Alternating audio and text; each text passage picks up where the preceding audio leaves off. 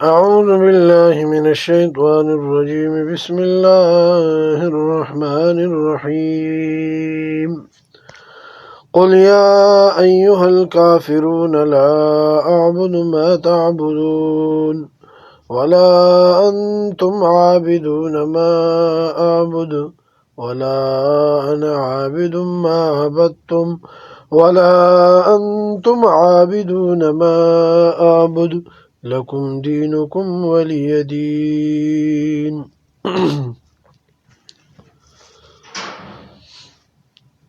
قل اے پیغمبر آپ فرما دے، یا ایہا الکافرون اے کافرو، لا اعبدو میں نہیں عبادت کرتا، ما تعبدون جن کی تم عبادت کرتے ہو، ولا انتم عابدون اور نہ تم عبادت کرنے والے ہو، ما اعبد اس کی جس کی میں عبادت کرتا ہوں، ولا انا عابد اور نہ میں عبادت کروں گا، ما عبدتم جن کی تم عبادت کر چکے ہو، ولا انتم عابدون اور نہ تم عبادت کرو گے، ما اعبد اس کی جس کی میں عبادت کرتا ہوں، لکم دینکم تمہارے لیے تمہارا دین، ولی دین اور میرے لیے میرا دین۔ اس سورت کا نام سورۃ الکافرون ہے۔ پہلی ہی آیت کریمہ میں کافرون کا لفظ موجود ہے، جس سے اس کا نام لیا گیا ہے۔ اس سے پہلے 17 سورتیں نازل ہو چکی تھی۔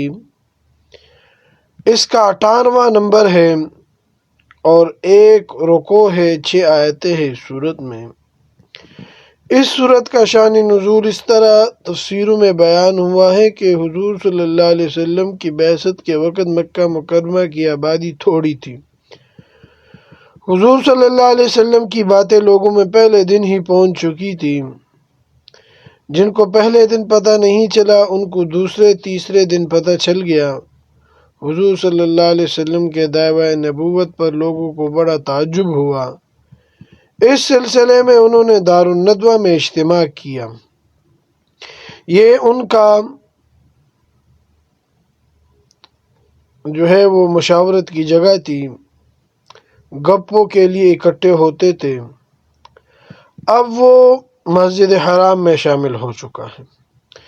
قریش مکہ نے مشورہ کیا کہ اس کے دعوی نبوت کی وجہ سے ہر کام کا کوئی مقصد ہوتا ہے، غرض ہوتی ہے۔ آخر اس نے یہ جو نبوت کا دعویٰ کیا ہے اس کا مقصد کیا ہے؟ کسی نے کہا یہ مالی لحاظ سے کمزور ہے، اس کا مقصد ہے کہ لوگ میرے قریب آئیں گے، میری امداد کریں گے۔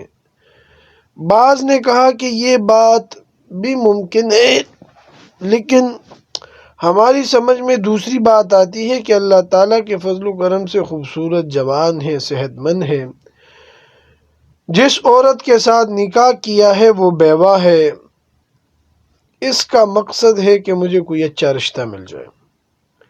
رشتہ حاصل کرنے کے لیے یہ اندازہ اختیار کیا ہے۔ کسی نے کوئی رائے دی، کسی نے کوئی رائے دی۔ چنانچہ ایک وفد کی صورت میں حضور صلی اللہ علیہ وسلم کے پاس آئے، کہنے لگے محمد صلی اللہ علیہ وسلم، ہم نے سنا ہے کہ آپ نے نبوت کا دعویٰ کیا ہے، اس کی کیا حقیقت ہے؟ حضور صلی اللہ علیہ وسلم نے فرمایا، اللہ تعالیٰ نے مجھے نبوت و رسالت عطا فرمائی ہے۔ حضرت جبرائیل علیہ السلام فرشتوں کا سردار مجھ پر نازل ہوا ہے اور مجھے قرآن پاک کی یہ صورتیں سکھلائی ہے، اور وعدہ کیا ہے کہ اور بھی قرآن نازل ہوگا۔ میں تمہیں اللہ تعالیٰ کی توحید کی دعوت دیتا ہوں، قیامت کے مسئلے کی دعوت دیتا ہوں، قرآن پاک کے حق ہونے کی دعوت دیتا ہوں، تمام پیغمبروں پر ایمان لانے کی دعوت دیتا ہوں، سچ بولنے جھوٹ چھوڑنے کا کہتا ہوں، عدل و انصاف کے ساتھ رہنے کا کہتا ہوں، بدامنی پھیلانے سے روکتا ہوں۔ کہنے لگے محمد صلی اللہ علیہ وسلم، جتنا مال آپ چاہتے ہیں ہم آپ کو دینے کے لیے تیار ہیں۔ ولید بن مغیرہ نے کہا کہ آدھا مال میرے ذمے ہے، باقی تم سارے مل کر دینا۔ اتنے مال اس کو دے دیں کہ اس کی 7 پشتیں ختم نہ کر سکے۔ عتبہ نے کہا کہ سارے جانتے ہیں کہ میری لڑکیاں شکل و عقل والی ہے، سب لوگ رشتے کے پیغام بھیجتے ہیں لیکن میں نے کسی کے لیے ہاں نہیں کی۔ آپ جس پر ہاتھ رکھے میں بغیر مہر کے اس کا آپ سے نکاح کرنے کو تیار ہوں، لیکن یہ سلسلہ جو آپ نے شروع کر رکھا ہے اس کو چھوڑ دیں۔ اختلاف بری چیز ہے، یہ گھر گھر میں پھیلے گا، گلی گلی میں پھیلے گا، بازار میں پھیلے گا، باپ بیٹے کا جھگڑا ہوگا، میاں بیوی کا جھگڑا ہوگا، بھائی بھائی کا جھگڑا ہوگا۔ حضور صلی اللہ علیہ وسلم نے فرمایا تم نے میرے سامنے مال کی پیشکش کی ہے، مجھے رب تعالیٰ کی قسم اگر تم مجھے ساری دنیا کا بادشاہ بنا دو میں پھر بھی حق کو چھوڑنے کے لیے تیار نہیں ہوں۔ مجھے نہ مال کی ضرورت ہے نہ رشتے کی ضرورت ہے، رب تعالیٰ نے مجھے نبوت و رسالت دی ہے، مجھ سے جتنا ہو سکا میں اس کا حق ادا کروں گا۔ پھر کہنے لگے اس میں کچھ ترمیم کروں۔ حضور صلی اللہ علیہ وسلم نے فرمایا اس میں کوئی کمی بیشی نہیں ہو سکتی۔ پھر کہنے لگے چلو اس طرح کرتے ہیں کہ 1 سال آپ ہمارے معبودوں کی عبادت کریں، ان کو برا مت کہے، اور 1 سال ہم آپ کی خدا کی عبادت کریں گے۔ صلح صفائی سے وقت گزارنا چاہیے، جھگڑا اچھی چیز نہیں ہے۔ جب انہوں نے یہ پیشکش کی تو حضور صلی اللہ علیہ وسلم خاموش ہو گئے۔ خاموشی کی وجہ یہ تھی کہ حضور صلی اللہ علیہ وسلم پر یہ صورت نازل ہونی شروع ہو گئی تھی۔ حدیث میں آتا ہے کہ جس وقت وہی نازل ہوتی تھی سخت سردی میں بھی آپ صلی اللہ علیہ وسلم کی پیشانی سے پسینہ بہتا۔ انہوں نے دیکھا کہ آپ کی پیشانی سے پسینہ بہہ رہا ہے تو بعض نے یہ خیال کیا کہ اس پر ہماری بات کا اثر ہو گیا ہے۔ جس وقت یہ صورت نازل ہو گئی تو حضور صلی اللہ علیہ وسلم نے فرمایا کہ میں نے جواب میں تاخیر اس لیے کی کہ اس وقت وہی نازل ہو رہی تھی اور یہ صورت مجھ پر نازل ہوئی جو میں نے تم کو ابھی پڑھ کر سناؤں گا۔ حضور صلی اللہ علیہ وسلم نے پروقار انداز میں صورت ان کو سنائی۔ فرمایا قل اے نبی کریم صلی اللہ علیہ وسلم آپ ان سے کہہ دے یا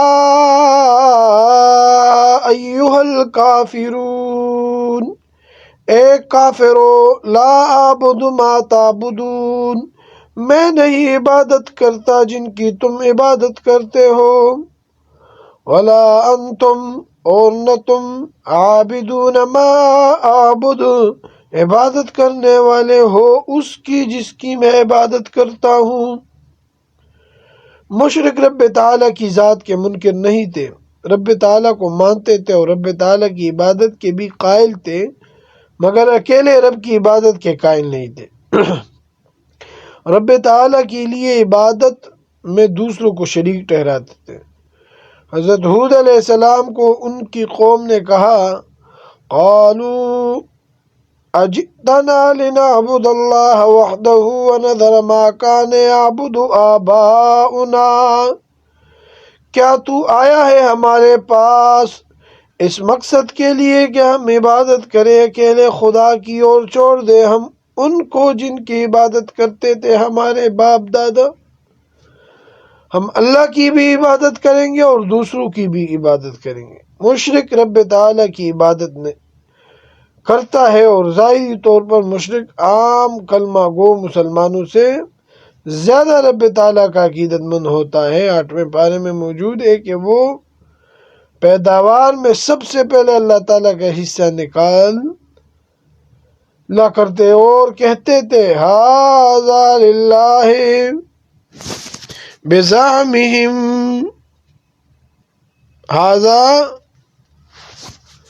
ھذا للہ بزعمہم وھذا لشرکائنا، یہ حصہ اللہ تعالیٰ کا ہے اپنے خیال سے اور یہ ہمارے شریکوں کے لیے۔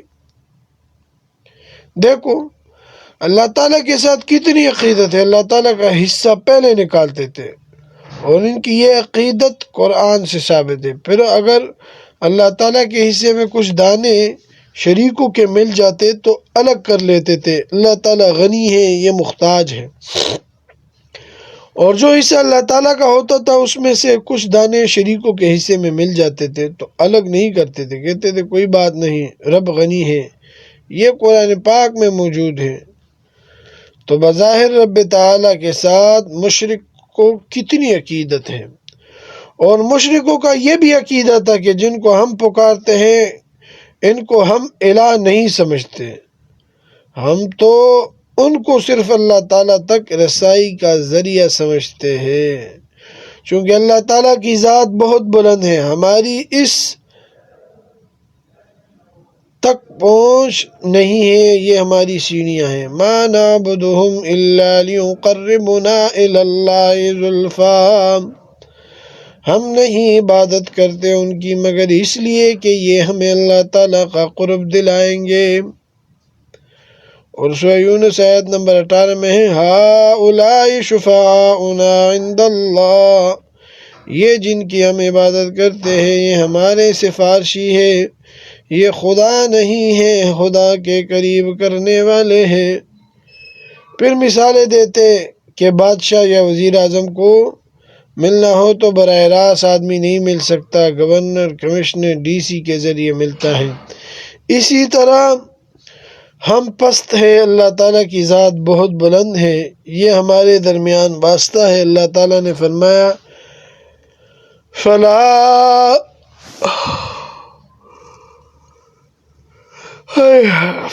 تَضْرِبُوا لِلَّهِ الْأَمْثَالَ إِنَّ اللَّهَ يَعْلَمُ وَأَنْتُمْ لَا تَعْلَمُونَ، پس نہ بیان کرو تم مثالیں اللہ تعالیٰ کے لیے، بے شک اللہ تعالیٰ جانتا ہے تم نہیں جانتے۔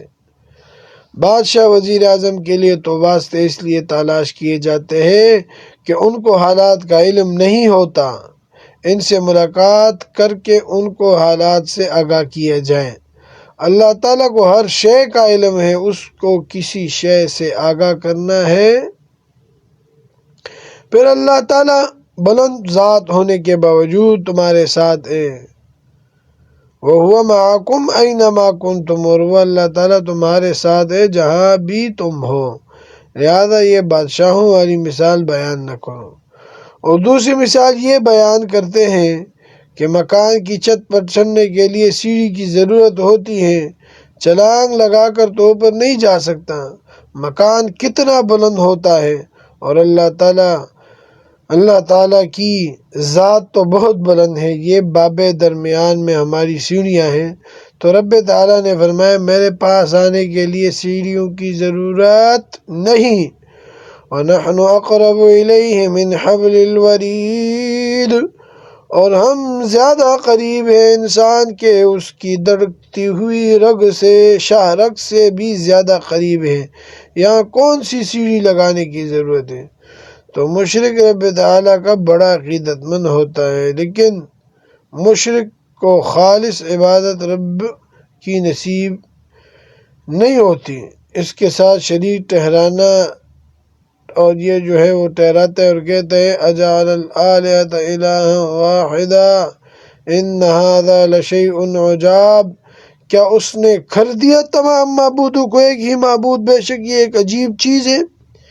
یہ کہتا ہے کہ ایک ہی دستگیر ہے، ایک ہی فریاد رس ہے، ایک ہی حاجت روا ہے، ایک ہی مشکل کشا ہے، اور کوئی نہیں ہے۔ یہ بات ہماری سمجھ میں نہیں آتی۔ آج بھی مسجدوں میں یہ شعر پڑھے جاتے ہیں، امداد کن از بند غم آزاد کن، در دین و دنیا شاد کن یا غوث اعظم دستگیر۔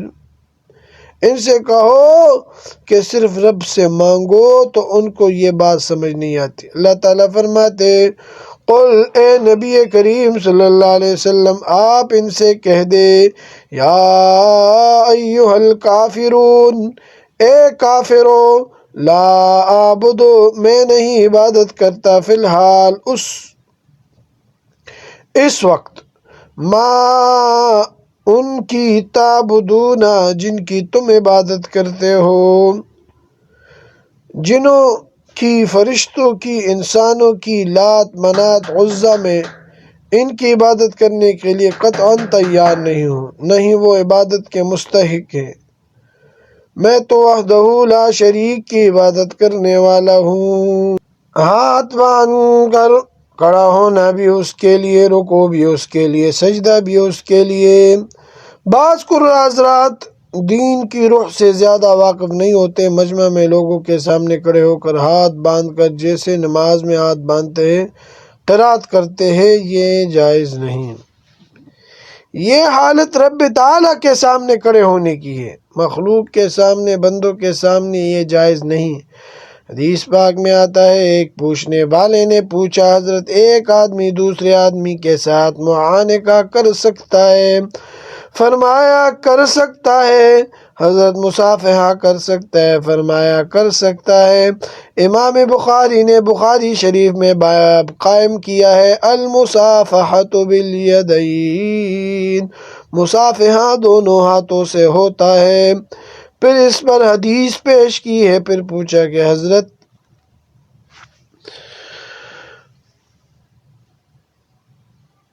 اینحنی لہو، کیا ایک آدمی دوسرے آدمی کو جھک کر مل سکتا ہے؟ فرمایا نہیں، اس لیے کہ جھکنے میں رکوع کی کیفیت پیدا ہو جاتی ہے، اور رکوع کی حالت صرف اللہ تعالیٰ کے سامنے ہے۔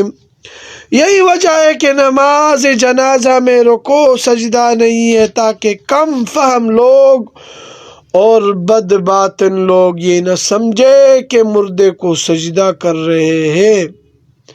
ایک ہے امر مجبوری، وہ الگ بات ہے۔ مثلا میں بیٹھا ہوا ہوں، اگر کوئی آ کر مصافحہ کرے گا تو جھکے گا، یا کوئی مریض لیٹا ہوا ہے اس کے ساتھ مصافحہ کرنا ہے تو جھکے گا۔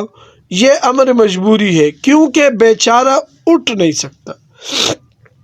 مجبوری کے مسائل الگ ہیں، مثلا عام حالات میں نماز کھڑے ہو کر پڑھنی ہے، مگر جو آدمی کھڑے ہونے پر قادر نہیں ہے تو وہ بیٹھ کر پڑھ سکتا ہے۔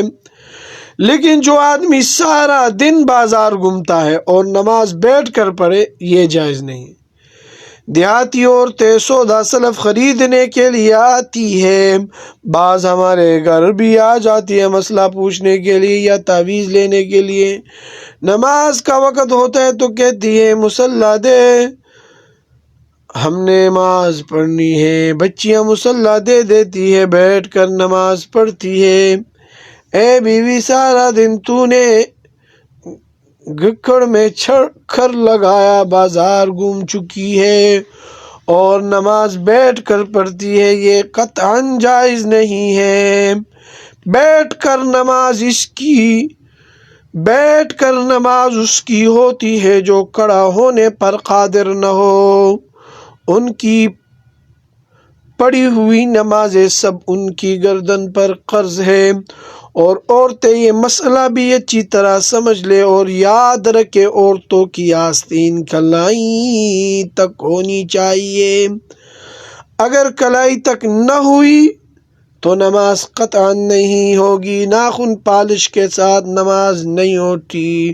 ہونٹوں پر سرخی لگائی ہوئی ہے اور سرخی لیس دار ہے، پانی نیچے نہیں جاتا تو بھی نماز نہیں ہوگی۔ یہ معمولی مسائل نہیں ہے۔